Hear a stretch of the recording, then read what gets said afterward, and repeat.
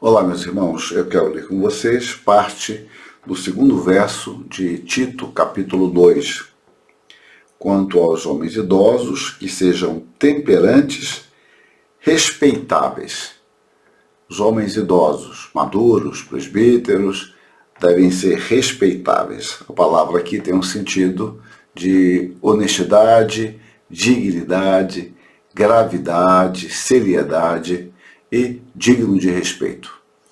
Essa palavra é empregada também para os presbíteros, mais amplamente, e para os diáconos. Na literatura clássica, a palavra era usada para os deuses e as coisas divinas, demonstrando a sua magnificência e majestade. Portanto, o homem idoso, ou presbítero, e o diácono, deve ter um procedimento sério, nobre, digno de todo respeito e admiração, como resultado da submissão de seus sentimentos e pensamentos a Deus. A palavra grega confere o sentido de graça, dignidade e honradez. A respeitabilidade aqui exigida combina de forma bela e harmoniosa a simplicidade com a nobre honradez. Notemos que não seria o ofício, por exemplo, de presbítero ou de diácono, que lhe conferiria isso. A respeitabilidade deve ser uma característica daqueles irmãos que a igreja deveria eleger. Por esses homens ter essa, ou por esse homem ter essa, vamos dizer assim, visível dignidade demonstrada em sua vida ao longo dos anos, é que poderia ser considerado como um candidato ao diaconato ou ao presbiterato. Afinal, espera-se que o diácono e o presbítero exerçam o seu ofício com honradez e todas as suas demandas. Acontece que nós somos acostumados a ver as pessoas serem consideradas dignas pelos cargos que ocupam. Por isso, possivelmente lutaram tanto para determinadas posições.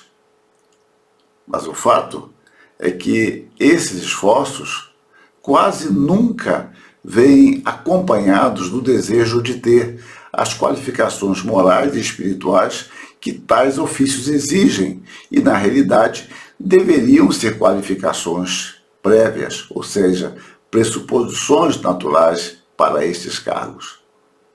Pessoalmente, conheci alguns poucos irmãos tão nobres que acostumei-me a associar o seu caráter ao exercício de determinada função. Comigo, eu costumava pensar, jamais cogitarei em exercer tal função. Fulano é uma pessoa extremamente nobre e capaz. Jamais estarei à altura. Com o passar dos anos, mesmo reconhecendo a graça de Deus na vida de tais irmãos, nunca me senti digno de tais posições. Entretanto, quando cargos e ofícios são barateados, o número de candidatos tende a aumentar justamente porque são levados a tal pensamento. Se fulano, beltrano pode, eu também posso. Se até ele foi, por que não eu?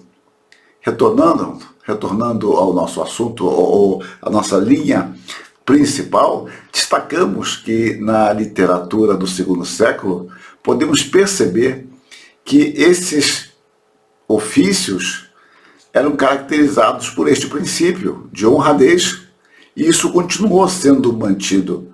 E, devido à sua importância, ele era recomendado. Inácio, um homem que viveu entre o ano 30 e 110 da era cristã, em uma carta aos tralianos, não aos australianos, mas aos tralianos, diz que todos deverão respeitar os diáconos como a Jesus Cristo.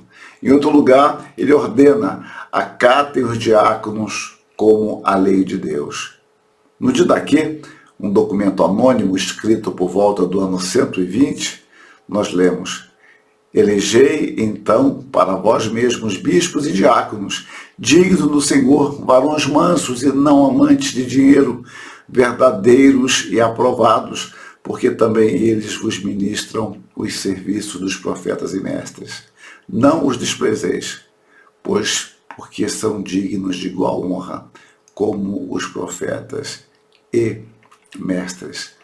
Então, Tito estabelecendo um contraste, como eu já mostrei, entre a conduta do falso mestre com a conduta do presbítero ou do homem mais velho, ele diz que nós devemos ser respeitáveis, nós devemos ter dignidade, uma seriedade, devemos ser dignos de respeito pelo trabalho que executamos e, antes disso, pelo nosso testemunho e pela nossa integridade, que nos conduziu, por exemplo, ao oficialato.